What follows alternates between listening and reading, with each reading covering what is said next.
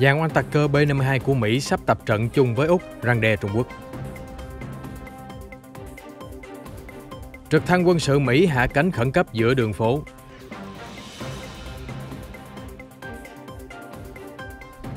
Ông Trump nói gì khi bị cáo buộc từng yêu cầu quân đội đảo chính?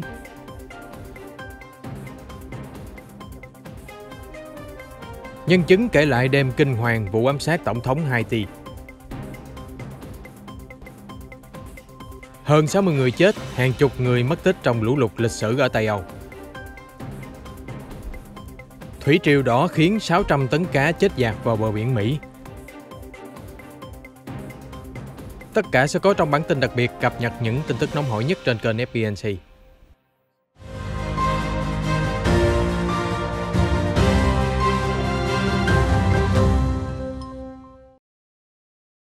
Bộ Chỉ huy Chiến lược Hoa Kỳ hôm qua 15 tháng 7 cho biết một phi đội máy bay ném bom B-52 của Không quân Mỹ đã được triển khai đến khu vực Ấn Độ Dương-Thái Bình Dương nhằm chứng minh cam kết của Mỹ với các đồng minh ở khu vực. Nhóm oanh tạc cơ sẽ tập kết tại căn cứ không quân Andersen của Mỹ trên đảo Guam. Các chiếc B-52 cũng tham gia tập trận chung với Úc trong cuộc diễn tập Talisman Sabre 2021 nhằm tăng cường sức mạnh phòng thủ chung, đảm bảo duy trì khu vực Ấn Độ-Thái Bình Dương tự do và rộng mở theo thông cáo của Mỹ cho biết. Mỹ ngày càng thể hiện sự lo ngại đối với việc Trung Quốc trỗi dậy mạnh mẽ về quân sự ở khu vực, tăng cường sự hiện diện trên các vùng biển. Vào tháng trước, có báo cáo cho rằng Lầu Năm Góc đang muốn duy trì lực lượng đồn trú vĩnh viễn ở Thái Bình Dương.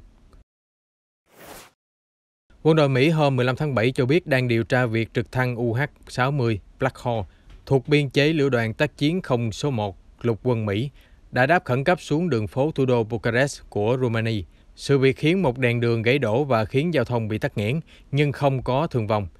Trước đó, chiếc Black Hawk gây hỗn loạn nằm trong nhóm 6 chiếc trực thăng bay diễn tập trước thềm kỷ niệm Ngày Không quân Romania và cũng đánh dấu việc Romania chấm dứt hiện diện quân sự ở Afghanistan.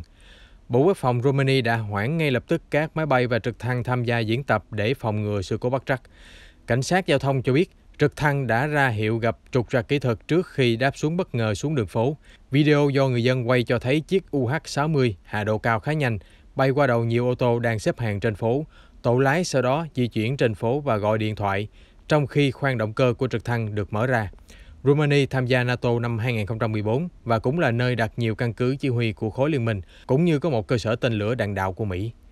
UH-60 Black Hawk là trực thăng vận tải chiến thuật được lục quân Mỹ đưa vào sử dụng năm 1979, có tốc độ tối đa 295 km/h và trần bay là 5,8 km. Một cuốn sách sắp xuất bản của hai phóng viên Washington Post được tiết lộ những thông tin chấn động dưới nhiệm kỳ cựu Tổng thống Mỹ Donald Trump. Quyển sách viết, cựu Chủ tịch Hội đồng Tham mưu trưởng Liên quân Mỹ Mark Milley đã thất vọng khi ông Trump từ chối nhận thua sau cuộc bầu cử hồi tháng 11 năm ngoái và muốn nhờ quân đội can thiệp. Ông Trump bày tỏ sự tức giận với thông tin này, khẳng định quyển sách của phóng viên tờ Post là ngớ ngẩn. Xin lỗi phải cho các bạn biết, cuộc bầu cử hợp pháp chính là hình thức đảo chính của tôi, và nếu tôi có muốn thực hiện đảo chính đi nữa, người cuối cùng tôi muốn hợp tác là tướng Milley. Trích thông cáo của ông Trump cho biết.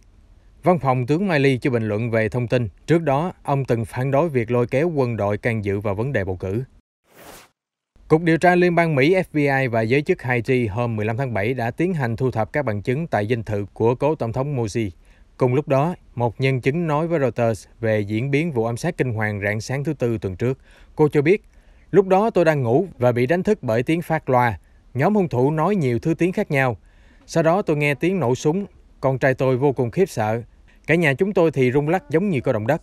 Cố tổng thống Morsi đã từng trúng nhiều phát đạn, bị tra tấn và tử vong sau khi nhóm sát thủ chuyên nghiệp đột nhập vào tư gia của ông. Ít nhất 26 cựu quân nhân Colombia và 2 người Mỹ gốc Haiti đã bị bắt giữ. Giới chức Hoa Kỳ đã đến quốc gia vùng Caribe vào hôm Chủ nhật để đánh giá tình hình, gặp gỡ cùng lúc với 3 quan chức hàng đầu của Haiti. Họ đều tuyên bố mình là lãnh đạo hợp pháp kế tiếp của đất nước. Tuy nhiên, cuộc bầu cử mới sẽ được tổ chức vào tháng 9 và Mỹ khẳng định không ủng hộ cho bất kỳ nhân vật chính trị nào ở Haiti. Mặt khác, Thủ tướng lâm thời Claude Joseph đã yêu cầu Mỹ và Liên Hiệp Quốc điều động binh sĩ đến Haiti giúp bảo vệ các cơ sở hạ tầng quan trọng. Các bên cho biết đang xem xét thỉnh cầu này. Ít nhất 58 người thiệt mạng ở Đức và hàng chục người mất tích vào hôm qua, 15 tháng 7, khi mưa lớn kỷ lục khiến nước sông dâng cao, gây lũ quét tàn phá nhiều thị trấn và làng mạc. Không chỉ Đức mà nhiều nước Tây Âu khác cũng chịu tình cảnh tương tự. Xe cộ nổi lên bền trên đường phố, nhà cửa bị phá hủy và nhiều người dân bị mắc kẹt trên nóc nhà. Một trong những nơi chịu thiệt hại lớn nhất tại Đức là thị trấn Stru. Các ngôi nhà bị dòng nước cuốn trôi, để lại đống đổ nát, đường xá cũng ngập ngụa mảnh vỡ và cây cối đổ ngã. Một người dân tên Klaus đã sống ở thị trấn 60 năm cho biết, chúng tôi chứng kiến mưa lớn trút xuống liên tục 2-3 ngày, thậm chí là 4 ngày, không còn nhớ rõ nữa. Tôi nhìn thấy tiệm pizza bị ngập, nửa tiếng sau tiệm bánh cũng bị ngập. Ở đây cũng gần một khu cắm trại nên khi nước lũ đổ về, các xe tải picnic bị cuốn trôi cùng với bình gas và nhiều thứ khác. Chúng tôi bất lực, nước lũ đổ về quá nhanh, tôi chưa từng thấy điều gì xảy ra như vậy.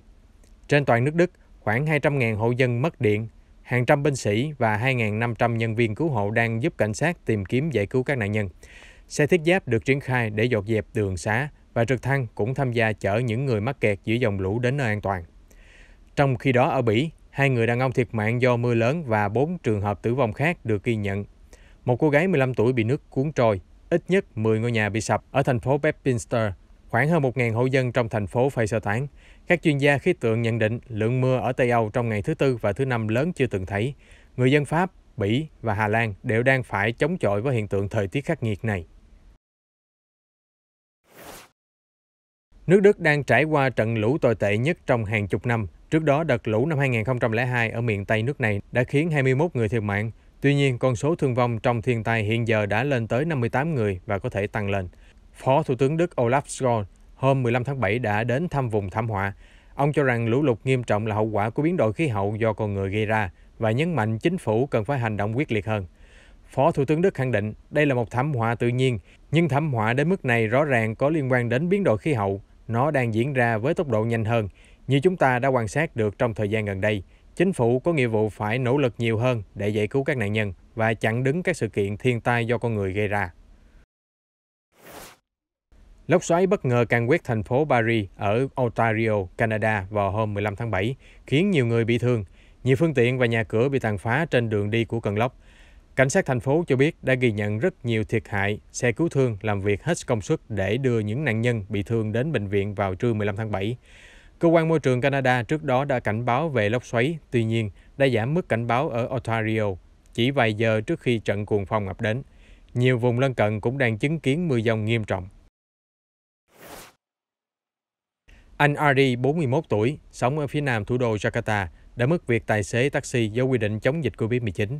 Tuy nhiên, kỹ năng lái xe vẫn giúp ích khi giờ đây, Ardi là một trong 35 tình nguyện viên giúp chuyển thi thể người chết vì Covid-19 từ nơi cách ly đến nghĩa trang an táng. Anh Ardi cho biết mình đã làm việc suốt 24 giờ và ít có thời gian bên gia đình. Đó là do Indonesia bị tấn công mạnh mẽ bởi biến chủng virus Delta. Giường bệnh chật cứng, bệnh viện quá tải nghiêm trọng. Nhiều người đã tử vong vì Covid-19 khi không được nhập viện và phải cách ly tại nhà. Một lần gần đây, nhóm của anh Ardi đã giúp đưa một người phụ nữ 64 tuổi qua đời vì Covid-19 sau khi nồng độ oxy của bà giảm dần về mức 0. Nhóm tình nguyện viên mặc đồ bảo hộ đưa thi thể vào quan tài, cầu nguyện và sau đó chở đến nghĩa trang chôn cất.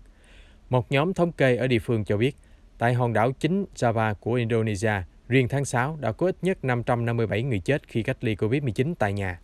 Indonesia, nước có dân số thứ tư thế giới với hơn 270 triệu người, đang trở thành điểm nóng dịch bệnh nghiêm trọng bậc nhất châu Á. Số người chết đã tăng gấp đôi trong 15 ngày từ đầu tháng 7. Hiện Indonesia có 2,7 triệu ca nhiễm và hơn 70.000 người qua đời vì Covid-19. Sự bùng nổ của một loài tảo đơn bào đã nhuộm đỏ vùng biển Florida và tiết chất độc thần kinh gây tử vong cho nhiều sinh vật biển. Mới đây, loài tảo độc này cũng đã khiến hàng trăm tấn cá chết dạt vào bờ biển khu vực vịnh Tampa của Florida. Các cơ quan địa phương ước tính có khoảng 60 tấn cá chết và con số này có thể tăng lên, theo đài NPR đưa tin ngày 13 tháng 7. Hiện tượng loài tảo vi sinh nở rộ và làm đổi màu nước biển, được gọi là thủy triều đỏ, thường diễn ra từ tháng 9 đến tháng 1 trên vịnh Mexico. Vào mùa nở rộ tràn lan nhất, tảo độc có tên Karenia brevis có thể gây hại nhẹ cho con người và gây tử vong đối với nhiều loài sinh vật biển. Theo các nhà hải dương học, việc tảo nở hoa sớm không phải là điều bất thường, nhưng mức độ và lượng cá chết chưa từng có là điều đáng lo ngại. Các chuyên gia cho rằng mưa gió và lượng phosphor, nitơ trong nước đều có thể đóng một vai trò nào đó, nhưng nguyên nhân vẫn chưa thể xác định. Hàng ngàn con hồng hạc đã gục chết ở hồ nước khô hạn Tuz của Thổ Nhĩ Kỳ. Các nhà môi trường kinh ngạc trước hiện tượng hiếm thấy này và kêu gọi giới chức điều tra. Hình ảnh từ trên cao quay lại hồ nước trơ trọi đáy vào hôm 14 tháng 7 và xác hàng ngàn con hồng hạc nằm rải rác khắp nơi ở tỉnh Konya, miền trung Thổ Nhĩ Kỳ. Phân tích ban đầu cho biết những con vật này không chết vì nhiễm độc. Các nhà môi trường đánh giá nguyên nhân tử vong có thể là sự kết hợp giữa việc canh tác ở khu vực, tình trạng khô hạn và biến đổi khí hậu. Gần đây, một dòng kênh vừa được xây dựng để dẫn nước từ hồ Tuz về phục vụ canh tác nông nghiệp, nhưng điều này cũng ảnh hưởng đến dòng chảy tự nhiên và tác động mạnh đến đời sống hoang dã.